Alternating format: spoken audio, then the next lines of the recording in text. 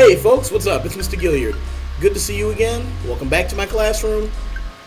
Happy New Year, 2009. Real quick, we're coming up on the tail end of the second quarter, which is when most of you will be watching this video. But for the tail end of any other quarter, you'll also be watching this video. Here are the requirements for your final project in my class, as well as information for a couple of notes that I've had to cram in at the last minute due to the testing schedule. The first note is E, high E. Notice it's in the fourth space up here. Also notice that 3 fingers up top, 2 fingers down bottom, and you will be halfway covering, halfway covering the hole. Halfway covering the hole. So, up close, 3 fingers. 1, 2, 3. Down bottom, 1, 2. On the back, your thumb halfway covers the hole. For all of my wonderful colleagues who happen to also teach recorder, a little hint to help get your kids to use both hands on the recorder. Tell them to put their name on the back of their recorder near the bottom in tape. And the thumb goes back here. Alright, so this is high E. Yes, it can also be played with no thumb on there.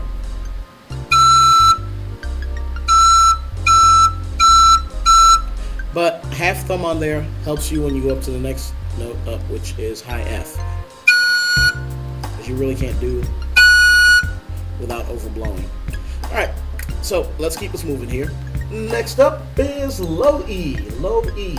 Low E, as you can see, is played with your thumb. 3 fingers up top, 2 fingers down the bottom. Very similar to high E, but instead of half covering the hole, your thumb completely covers it.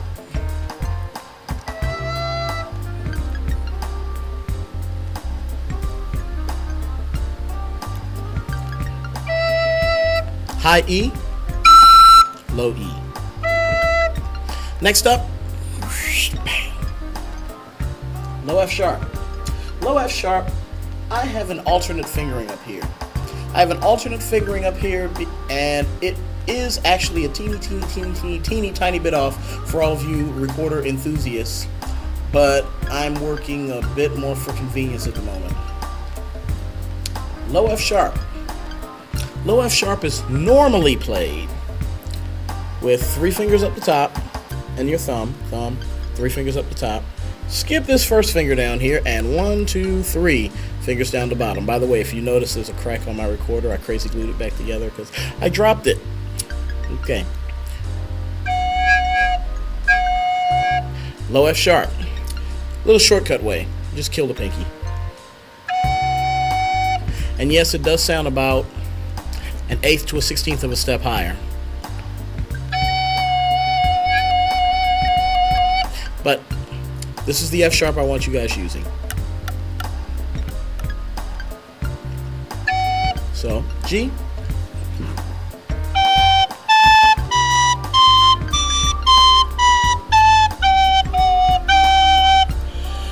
Alright, and last up is low D.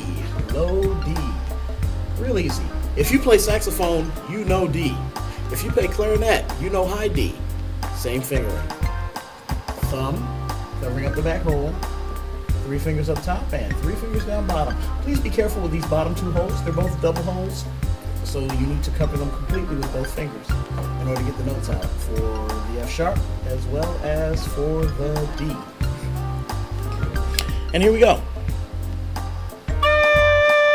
Low D.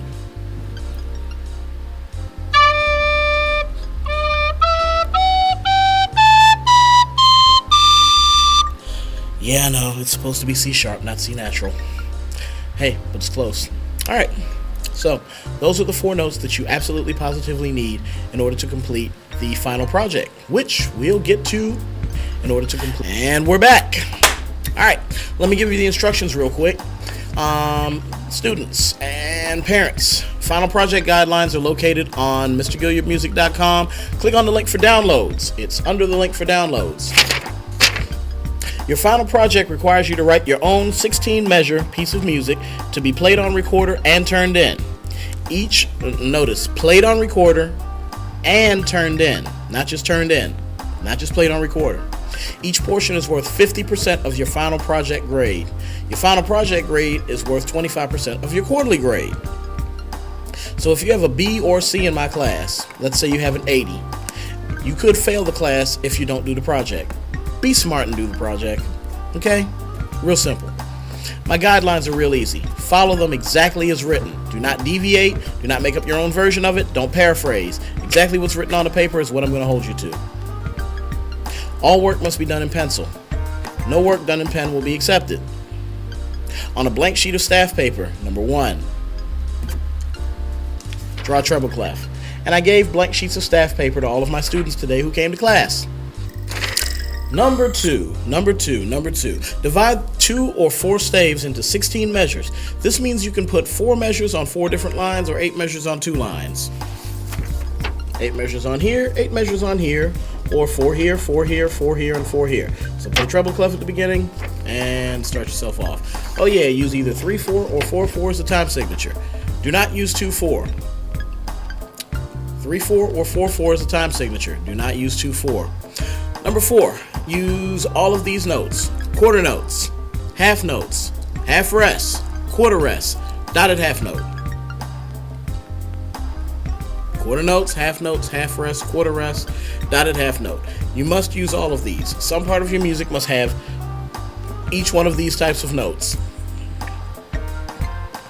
Use the whole note only once if you're in 4/4, and if you're in 3/4, you can only use the dotted half note 3 times. That way you're not lazying your way through the music and trying to use the same big, humongous value of note over and over again. Number 6, use the notes G, A, B, C, D, low D, which is right over here, and high D, E, low E, which is right above my head, high E, which is right above my head, as well as low E, which is now right above my head, and low F sharp, which is right there. You must use all of these notes.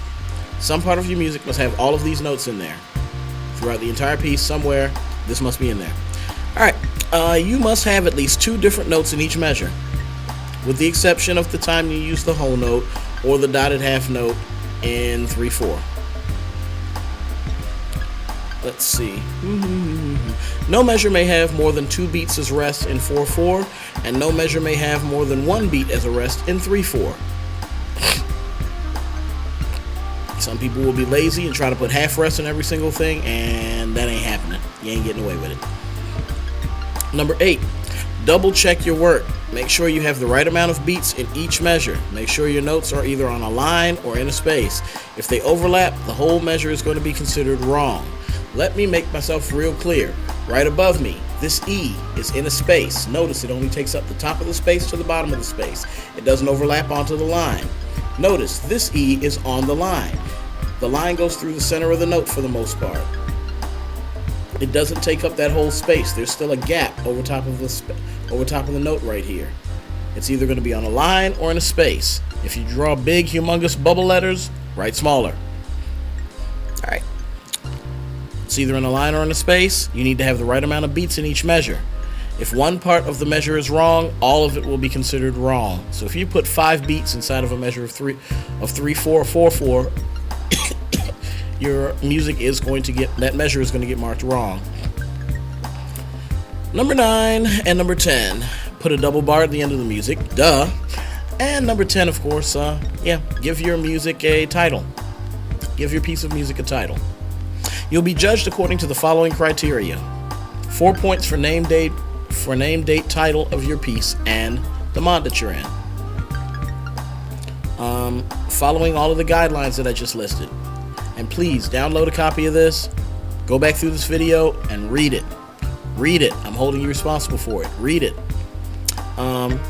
6 points per measure. One part of the measure is wrong, all of the measure is wrong, and you will not get points. Any missing elements, and this isn't on the paper I passed out today, but I did read it to the class aloud, and I'm saying it on here, and it'll also be on the copy that I upload to the site.